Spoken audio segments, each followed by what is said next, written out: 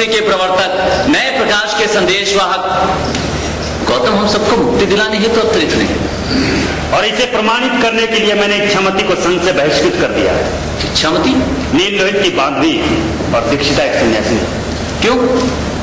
स्वयं को अत्यंत ज्ञानी और बुद्धिमान समझने वाले लोग कभी कभी दूसरों को भ्रांतिपूर्ण रास्तों पर ले जाते हैं। संघ में रहकर कोई दीक्षिता सन्यासी कहती है उसका मोह भंग हुआ है। क्या ये बात गौतम जानते हैं? संभवतः नहीं है, किंतु आज प्रभात से पहले मैंने उन्हें टहलते देखा है। अनुमैन मनस को एक तरह की गहरी चिंता में मग्न, बिल्कुल चुप थे।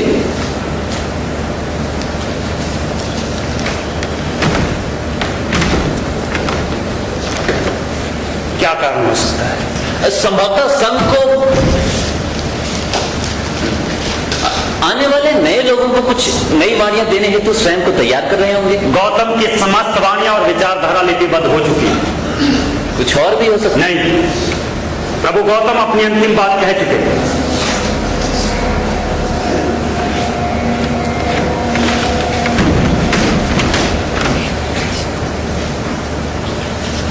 संभवतः गौतम आए। हाँ, इधर ही आ रहे हैं। आश्चर्य, क्यों? प्रातः भ्रमण समाप्त करके वे तो कुछ देर विश्राम करते हैं। हाँ, और उसके बाद प्रार्थना सभा। मैं समझता हूं इच्छामती के बहिष्कार के संबंध में उनको ना बताया जाए तो ही अच्छा रहेगा। जैसी आज्ञा।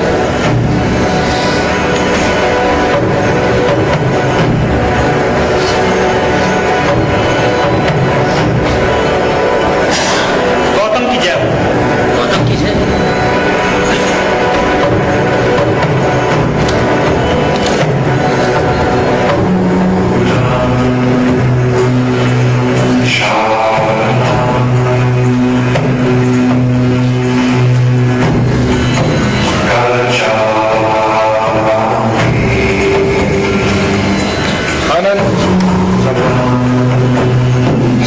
आज रात तक चातुर्मास्य व्रत के उद्यापन की व्यवस्था करो।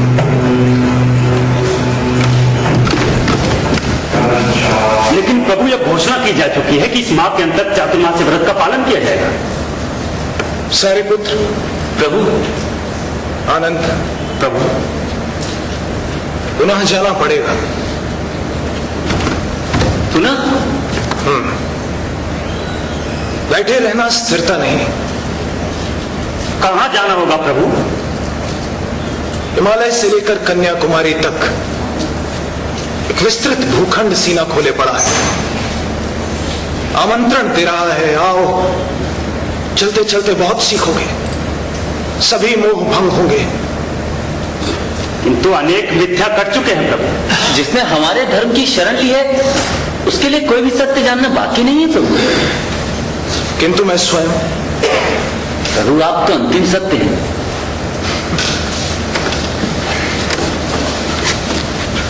और प्रभु निरंजना के तट पर आप अंतिम सत्य का आविष्कार कर चुके हैं। कर चुका। हालांकि कल रात उस सत्य का उपहास करने में इच्छामती को किंचित भी विलंब नहीं हुआ। कल रात की समस्त घटना मैं जानता। प्रभु अंतर्यामी हैं। ये प्रश्न इच्छामती की तरह अनेकों दीक्षितों के मन में हो सकता है। संघ में विरोधी विचारों के लिए जगह नहीं होती। विरोधी विचार रखने वालों को संघ त्यागना पड़ेगा। यही समाधान? या फिर पुनः समझाना होगा, पुनः नए सिरे से विचार करने का प्रयास किया जाएगा। समझाना, विचार करना नहीं, जाना ही होगा उस सत्य पथ पर। उस नए अनुभव की उपलब्धि करनी ही होगी। आनंद प्रभु, चलने की तैयारी करो। कल प्रातःकाल। प्रभु मेरा विश्वास है कि आपसे बुद्धिमान महात्मा ना हुआ है, न है और न होगा।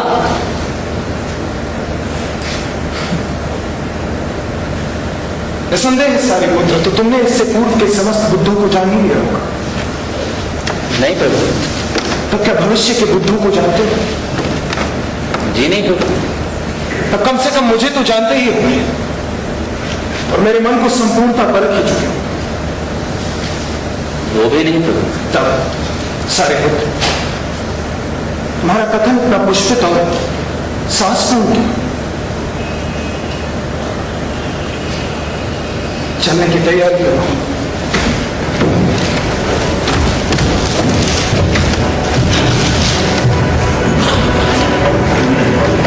तो मन में मना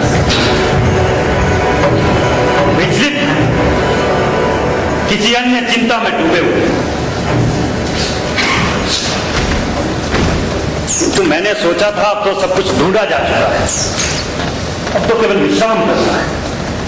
किंतु इस भ्रमण का उद्देश्य नहीं समझा। केवल अनुसरण करना ही हमारा धर्म है। ये लोग संभवतः जिस समय जन्म लेते हैं उसी समय के लिए नहीं जीते, इसलिए तो वे हमेशा किस्मत है। चलो चलिए।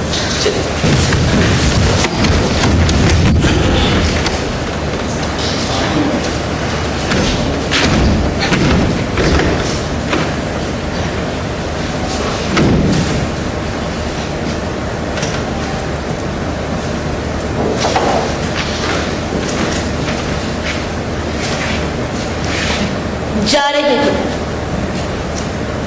क्या जाने से पहले कोई कुछ नहीं कहेगा? नहीं, कोई उपदेश, कोई वाणी? बिल्कुल नहीं। जाने से पहले गौतम से मुलाकात करना चाहती थी। वे सभी मुलाकातों से परे हैं, समस्त तर्कों व विश्वासों से दूर हैं। अर्थात बड़ी चतुराई से उन्हें दूसरों से दूर रखने का कौशल। तुम जानती ही क्या हो? मेरी जानकारी किताबी जानकारी नहीं है। शरीर, मन और प्राण लगाकर मैंने जो कुछ सीखा है वही मेरा संबल है, और अधिक जानकारी होने का मुझे कोई डर नहीं। बताइए।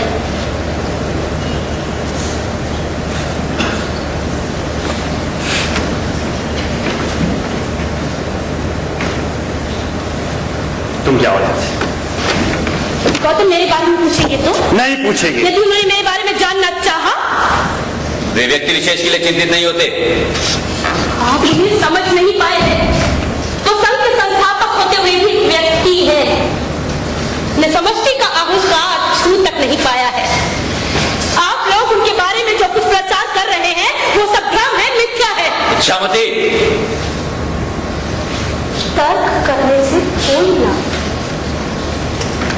क्योंकि स्वयं को देख पाने की दृष्टि को तो आपने समूह के रूप में फेंक दिया।